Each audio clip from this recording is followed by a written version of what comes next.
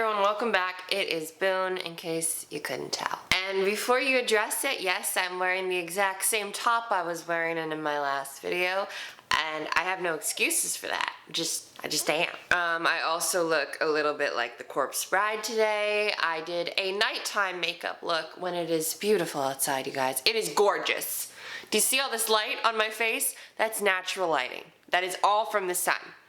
No lights are on in my house. Hence the sunglasses. I'm getting prepared for when I move to Los Angeles. You know, just always gonna need to have sunglasses on at every second, obviously. Before I can get into the nitty-gritty of this subject, I do have to put out a very quick disclaimer. This video will probably be very triggering if you are someone who has ever struggled with disordered eating. That may not be true. We all have different tolerance levels for this kind of discussion. You may have recovered from an eating disorder or are currently struggling with one and may find this video very helpful, but I can't predict that, nor am I certified or authorized in any sort of medical or a significant way to be able to diagnose you with the either ability or lack thereof to get through this video safely. So I strongly urge you to do that before proceeding. Thank you. Okay, now that that's out of the way, if you all are still here and you're down to listen to this, let's get into it. So this is not something that I've ever discussed personally on this YouTube channel. I don't know why I said personally, because in my personal life this is something that I've talked about, though it isn't something I necessarily choose to talk about often. It isn't something that's necessarily fun to talk about. It isn't something to have any pride around. So, and in fact, there's probably a lot of shame around it too. So in general, it hasn't probably been talked about as much as possible. When I was 13, I think that's around the time when I really started to experience my first very early, very mild symptoms of anorexia. I remember around that time, I used to always have potato chips as a snack as a kid. That was something that my family and I would do, where we would watch a movie at night as a family often, and there would be chips as a snack. And for most of my young life, every day after dinner, I would like share a bag of chips with my brothers. At some point, again, I think I was probably about 13, I thought, what if instead I had cereal? Because oftentimes I would have chips and then, you know, they didn't really fill me up that much because it's mostly just grease.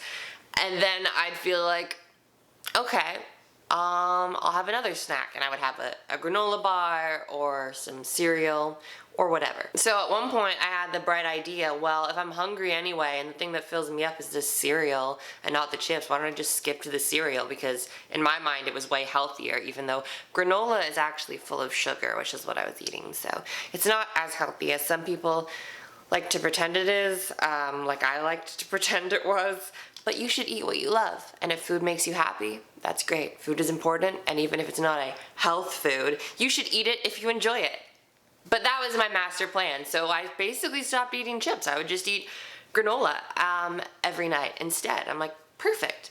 And it was very filling. It was, you know, it's a very filling snack in my opinion, because I would have a lot of it and just have a bowl full of granola, and then I wouldn't want anything afterwards. So I would usually go to bed feeling satisfied, not hungry. It was delicious. I liked the taste of it, and I felt like I was being super healthy for not eating chips anymore. Now, at some point, eventually, this had become such a habit for me, like eating chips at night were.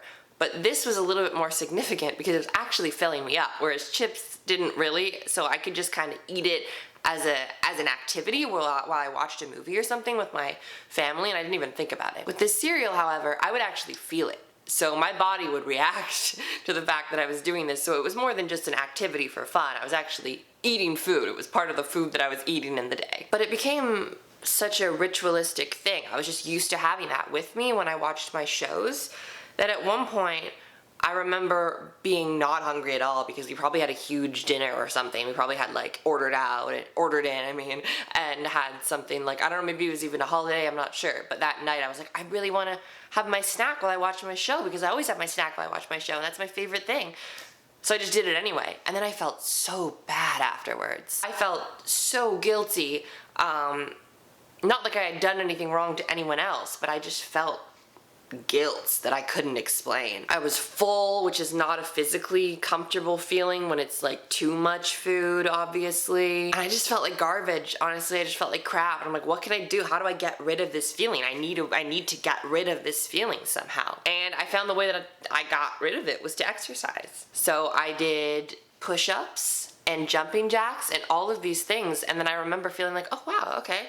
I probably just burned off what I just ate, which wasn't true at all. It wasn't even close to how many calories I consumed that I burned, but you know. So that became a new habit. I kept having cereal every night when I watched TV, and then I guess I also started to compulsively exercise a lot with it. Not every time, but if there was ever a time where I ate a big bowl of cereal with my show and felt, oh, I didn't need that, then I would do jumping jacks and push-ups and whatever I felt I needed to build up a sweat enough to feel like I was good. I'd cleansed myself of the unfortunate mistake I had just made. So obviously, if you're anyone who's familiar with anorexia, you know doing something like that feeds into the idea that food is bad and you need to be punished if you eat a certain amount, which leads to restriction, and then restriction can lead to binging, and it becomes this horrible, vicious, cyclical event. And that's what happened to me pretty much. I didn't notice this until I was 17,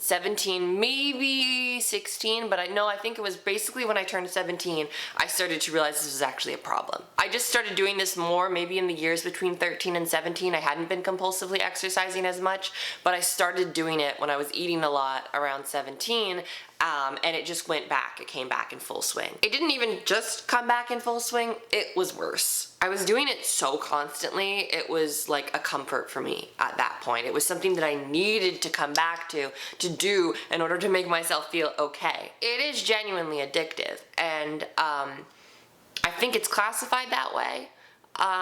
If you're someone who knows anything about psychology, feel free to comment below. I could ask my mom.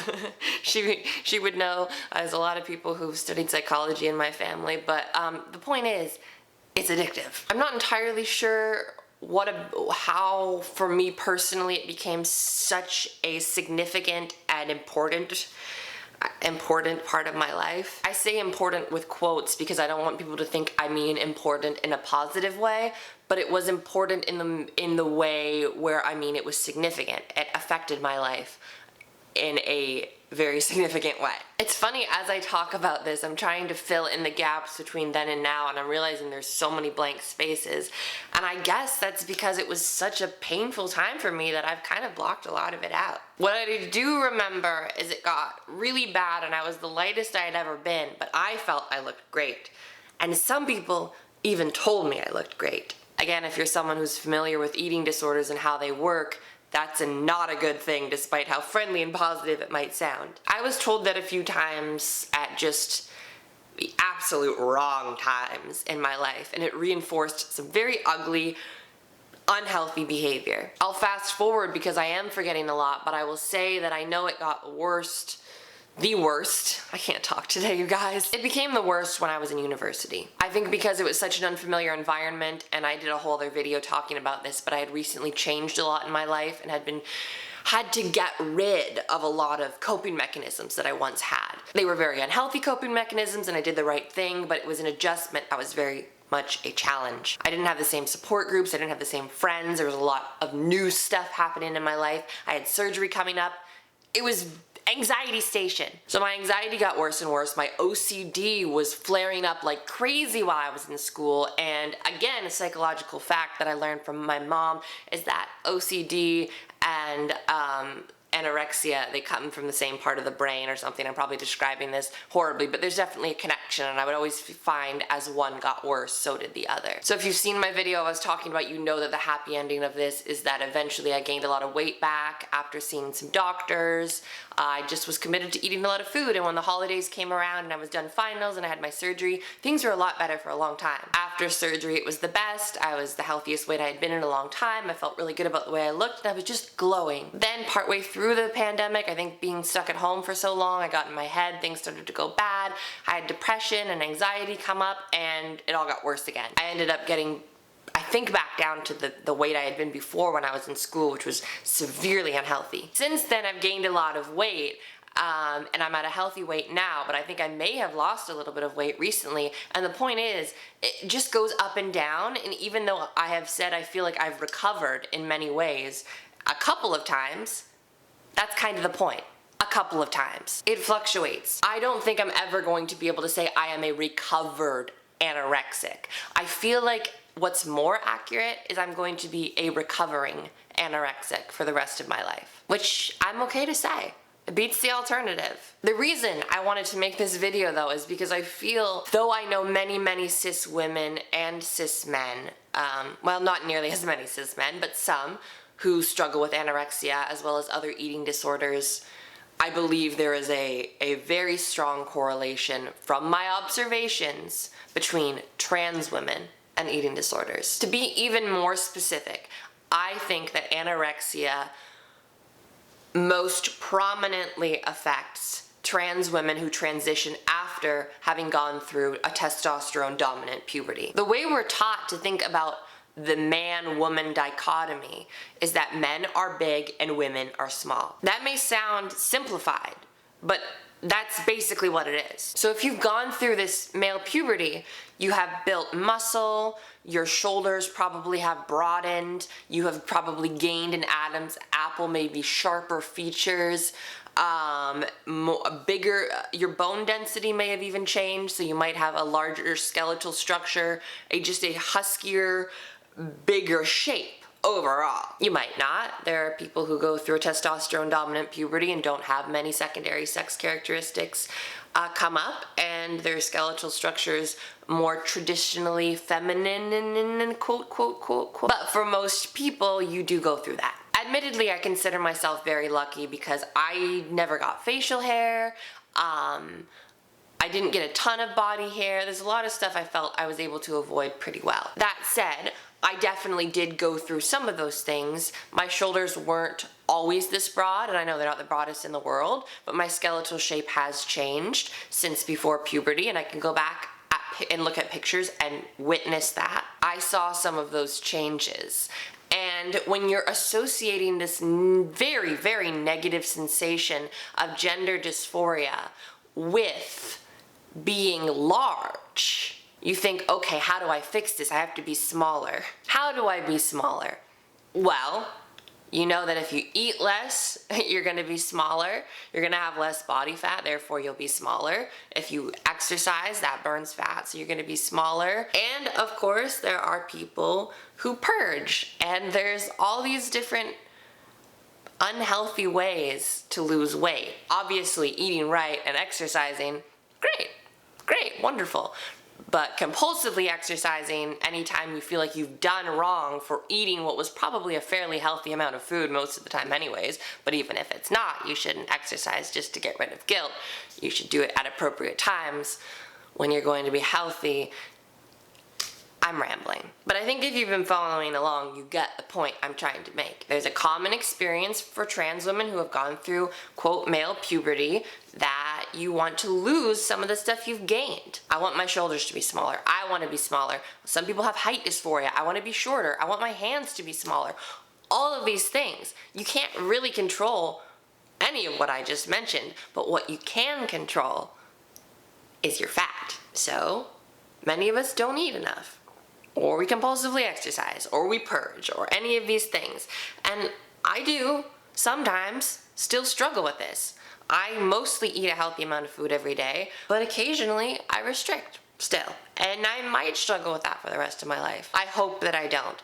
And I want to make this video somewhat positive by saying that I am so much better now than I ever was before. I have made huge strides in my recovery, and I really mean it. It was once so bad that I didn't know if I was going to make it, and now I genuinely wake up every morning excited to eat breakfast. Some days are much harder than others, and I'm not going to pretend like that's not true. I'm not going to pretend like this is an easy thing. But I think that there is some sort of hope and maybe even joy to be found in the process of opening up this discussion. I believe strongly that this is a genuine, legitimate correlation that is an issue within the transgender female community. I think it's a common problem. I've certainly witnessed it among friends and obviously experienced it firsthand, and I've also witnessed it from other people who are in the public eye, and it sucks. It's just another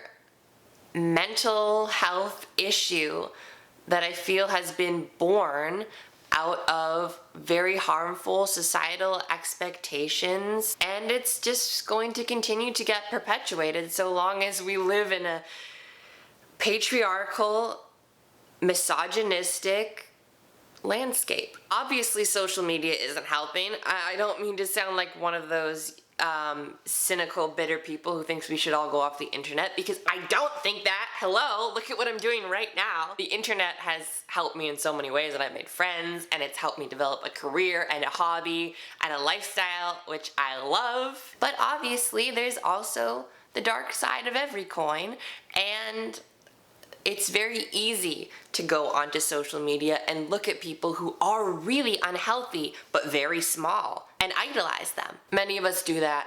I do that. I'm getting better, I think, but definitely when I was in the height of this, I would see a really underweight young adult woman or teenage girl or even just any woman regardless of age and think, I gotta be like that. I gotta be like that! We are taught from a very young age as human beings that the be-all, end-all of womanhood is petiteness. We're taught that if we're skinny, we're stick-like, then we'll be sexy and woman-like and feminine and attractive and just good. Just will satisfy the boxes that we need to satisfy to be good women in the world. Now, everything I just said could be applied to cis women too. And, you know, I'm not an expert on this topic. I have no authority, so it's not something I'm gonna make a video about. But my instinct would tell me that probably lots of gender non-conforming and non-binary people probably struggle with similar issues. If you identify as either of those, please, you know, put your thoughts in the comments below. Again, that's just a hunch from knowing a lot of non-binary people and knowing that we often share a lot of the same struggles in relationship to self-perception, but I don't identify as non-binary, so just take everything I say about that with a grain of salt. And please know that I don't know what the fuck I'm talking about. Basically, this is just a really long video to say that I don't like the patriarchy, I don't like misogyny, I don't like eating disorders, and we're all victims of it. We're all victims of misogyny. Sometimes we like to fight against each other, even though we're both being oppressed and victimized by the same force in the universe.